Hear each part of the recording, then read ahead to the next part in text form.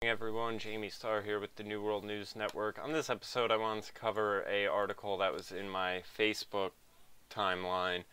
A friend of mine, Muslim friend, had posted it, and I'll tell you, it's really mind-boggling, and I use that word a lot, but a lot of things are mind-boggling in this day and age, where this article is posted with this, I don't know, he made some remark being like, this is the reality that people don't want to hear. And it's basically because this Olympian who wore her hijab, and there's a controversy over it.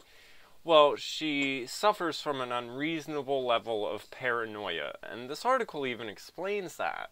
But people don't want to hear that. They just care about her feelings. They don't care if it's an irrational feeling of paranoia or persecution. It's how they feel, and we gotta make sure how they feel is taken care of, and the woo-woo baby shit that goes on all the time now. So, the first American Olympians to wear hijab criticized for her shameful comments about USA. Yeah, they're shameful because there's no reason for this, and the problem is that they're hordes of people who just go, that's right, that's right. So, I'm not even trying to pronounce that name. Of course, Muhammad's the last name. Is the first American Muslim to compete in the Olympics wearing hijab. Does anyone else, there's a lot of stuff in the Quran about taking out the enemy with the sword. So does anyone else find it ironic that she's like fencing, that her sword fights is her main thing? Maybe I'm the only one who finds humor in it, but it's fucking funny. And Muhammad, a New Jersey native, made some controversial comments about the U.S. just one day before the Rio Olympics began. Oh, I'm sure those remarks are like, fuck America, basically. Now, also keep in mind, there's a lot of Muslim countries where if she was like, oh, I want to be in professional sports, they would basically just be like, fuck out of here, you're a woman. You don't even get to talk. You don't get to drive cars, you don't get an education, you don't get any of that. So, this is this ingrate, not being happy with what she has, just still having this, nothing's ever enough. The insatiableness of these things, it's coming out left and right. You could see it in Black Lives Matter's list of demands. Oh, we want this, we want this, completely unreasonable. These people are so far beyond reason. I feel unsafe all of the time. I had someone follow me home from practice and try to report me to the police. Yeah, because you're probably a Muslim walking around with a sword, and there happens to be a bunch of Muslims beheading people with swords every now and then. Anyway, this is right on 28th and 7th in New York City. I want people to know that as hard as these racist incidents are on me, they don't come even close to the things we've seen, like the shooting in North Carolina, or the rhetoric around the Khan family at the DNC. The Khan family is a con job. I'm so sick of this guy being on TV, being like, I hope that Mr. Trump finds the compassion and that his family, he has a black soul. Like, I feel like they, coached him and were like, listen, can you just say it as slow as possible and exaggerate the accent? Like, his accent is unlike any other Middle Eastern person I've ever met. It's so insane. It's ridiculous, and we as a country have to change, and I feel like this is our moment. Then in an interview with the Associated Press on Monday, Muhammad said she hopes that her appearance in Rio makes life easier for Muslims in America. I'm hoping that with my first-time appearance as a member of Team USA here at the Olympics, I'm hoping the rhetoric around Muslim community will change. Some are supportive of her thoughts. I'm so glad we have a hijab-wearing Muslim on the team. My only fear is she won't get any press coverage. Again, irrational fears, left and right. I'm sorry you don't feel safe. It shouldn't be that way in America. The land of the free. Women used to wear hats all the time. For her honesty, this incredible athlete will be vilified by much of America rather than cheered. Yeah, because She's honestly insane. That's what it is.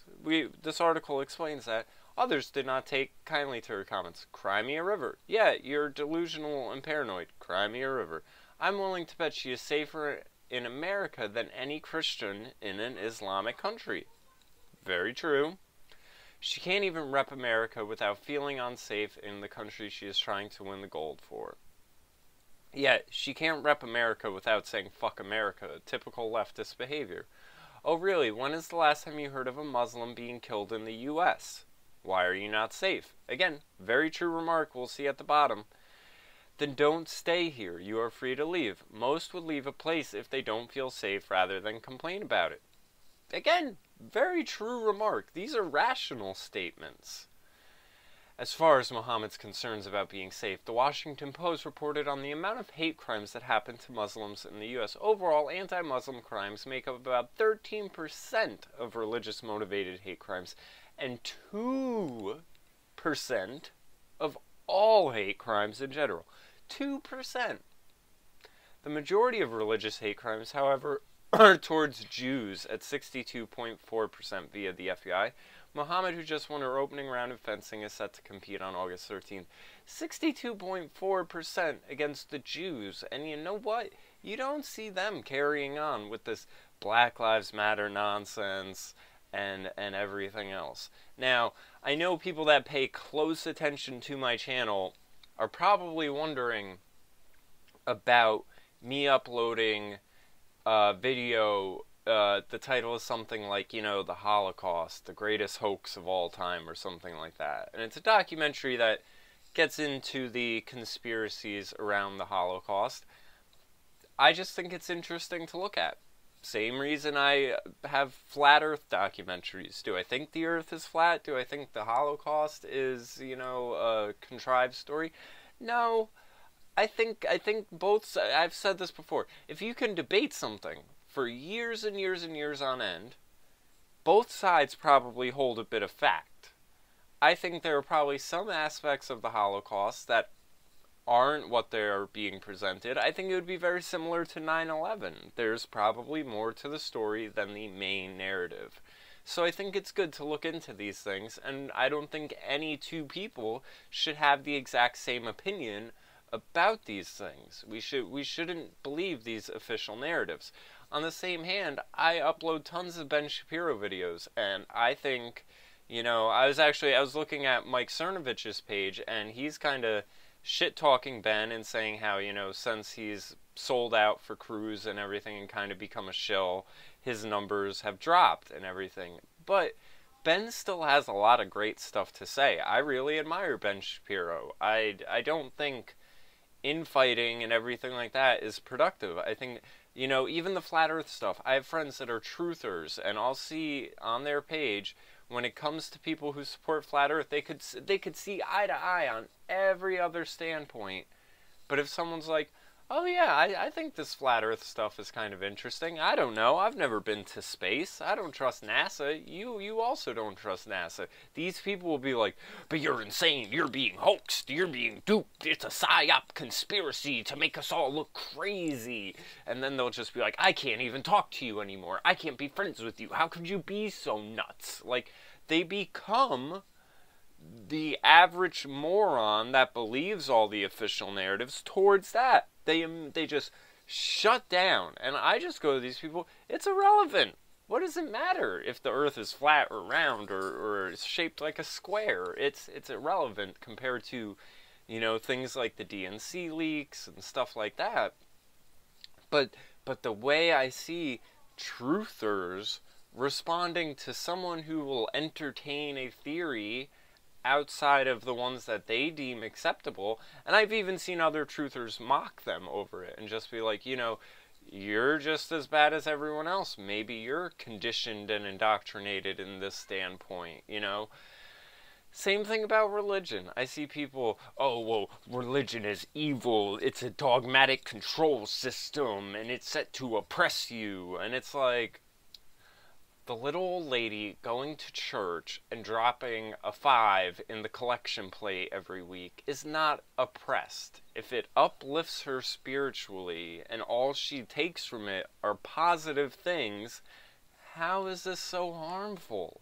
But these people get so, I mean, so warped in this, like, over-conspiratorial attitude. Like, I saw one YouTube channel where it was like, the Illuminati is here to discredit the whole truth movement with the psyop, the flat earth, the what was the other one? There were like 2 of them specific they were naming. Oh, the Mandela effect and the flat earth are fake conspiracy theories in order to discredit the whole movement and this and that. And it's like, let's start acting rational. No one's right about anything, and there's nothing that should be off limits as far as being entertained. Back to what I said about the Holocaust thing, you know, they criminalize people for questioning it. That's why it should be questioned. It's right in that same category of climate change, where even if you look at it and you're just like, that's interesting. That's a different perspective. They'll be like, oh my God,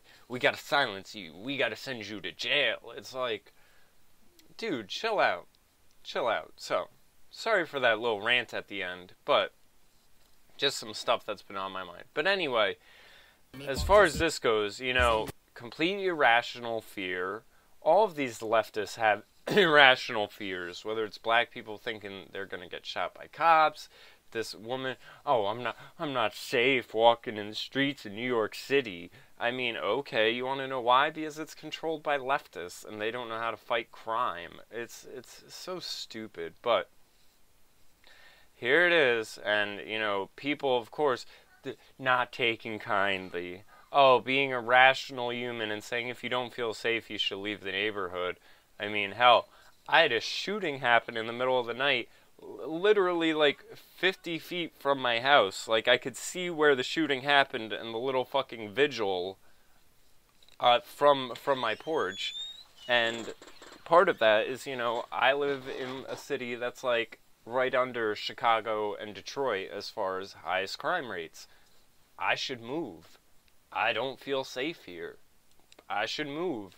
That's simple. I don't think that's mean to say, or I don't expect everyone else to bend and change themselves based around how I'm feeling. If I feel a sort of way, I should act upon those feelings. But whatever, I'm probably crazy by these standards. So that was this video. If you like the channel, subscribe. Plenty of other content. Check the links below. Do it up.